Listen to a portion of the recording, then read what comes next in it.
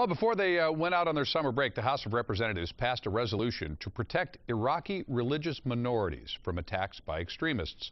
The resolution, which passed Friday, was authored by San Diego Congressman Juan Vargas and local lobbyist Mark Arabo. It calls for the State Department to work with the Iraqi central government and others to help secure safe havens for those claiming amnesty in Iraq. Now, what does that really mean? The extremist group Islamic State of Iraq, or ISIS, has instituted strict religious law, and Iraqi Christians say that they've been told to either convert to Islam, pay extortion, leave, or be killed. This morning, Mark Arabo joins us here to talk more about this. Mark, you're actually a national spokesperson for Iraqi Christians. Right. What's the latest conversations that you've had with folks in Washington about the problem here of ISIS and the Islamic extremists just flat out slaughtering Christians? Sure. Well, thank you for having me. This is a Christian genocide the world hasn't seen for generations. I could tell you that only in America is our story possible. I was born in La Mesa, California. My parents were immigrants from Iraq. And only in America can a private citizen like myself, 6 weeks ago, go to Washington, D.C., talk to lawmakers, talk to State Department. I met with the White House and top Obama aides on Thursday, and we were able to get President Obama on board.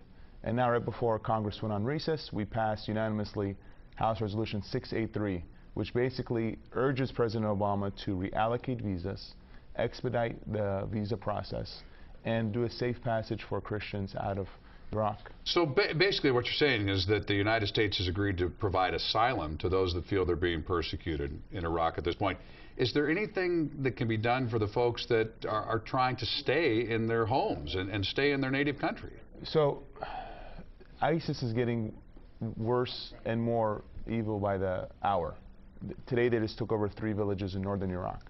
Widely reported that this is a Christian ethnic cleansing. The United States has been very firm, and we've been very firm as well, saying we don't think more boots on the ground should go. We think we should do targeted airstrikes, but it's unrealistic to think that Christians will be safe in Iraq and the Middle East.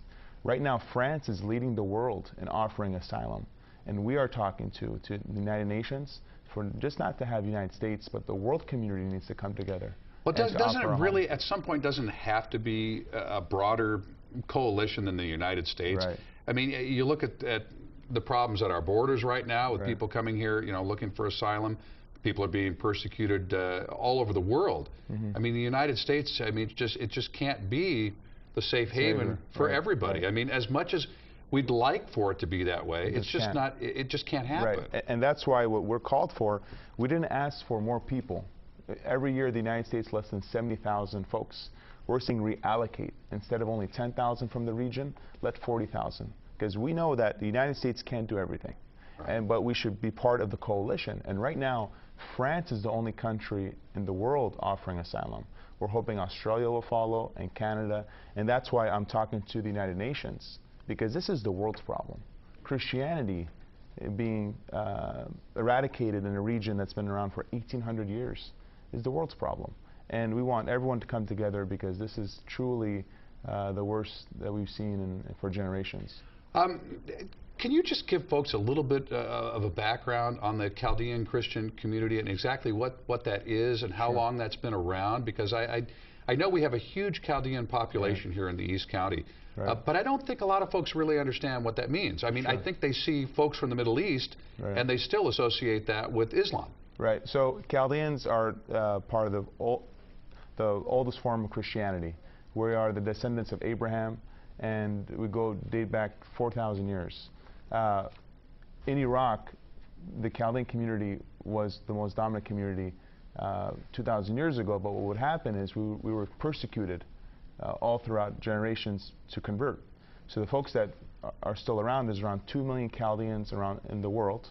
America has around 300,000, 180,000 in Michigan, 70,000 in San Diego and other parts of the Union. But there's Chaldeans in Australia, in Europe, really all throughout the world, and all they're wanting for is a chance to wake up in the morning, go to church, say the Our Father and Hail Mary without having to worry about being beheaded. Is Chaldean Christianity, is that just again to help folks understand, Sure. or to try to bring a little bit of understanding and maybe a little more dialogue. I Right. mean, is it the same as being Catholic or Yeah. being Methodist? So, I mean, is it the same basic principles, basic beliefs? A Chaldean Catholic is in communion with the Pope. So we are under the Catholic Church, but we're the Eastern Rite. So a Catholic Church is Latin Rite and Eastern. Catholic is similar to Greek and Syriac and others, but it's under the Catholic Church on the Eastern Rite.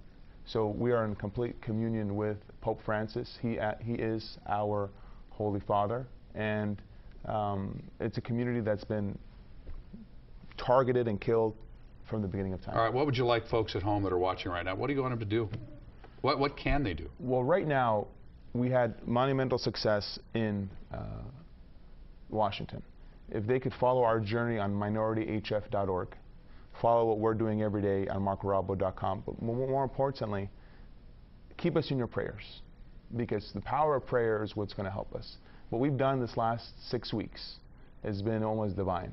This is God's work. We're just the instrument of it.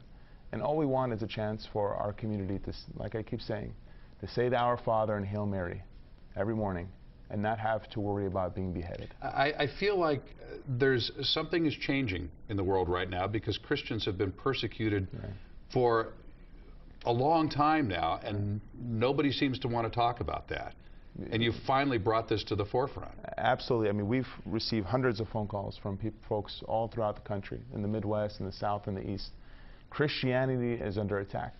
And I've been very clear from the beginning that we will never give up, and Christianity will never die. But this is not a philosophical discussion. No, this is real. A life and death discussion. Marco Rabo, thank you so much for coming in. Again, let us know, keep us updated. Thank you. And we'll encourage folks to follow up on their own. Thank you. All right, thanks for coming.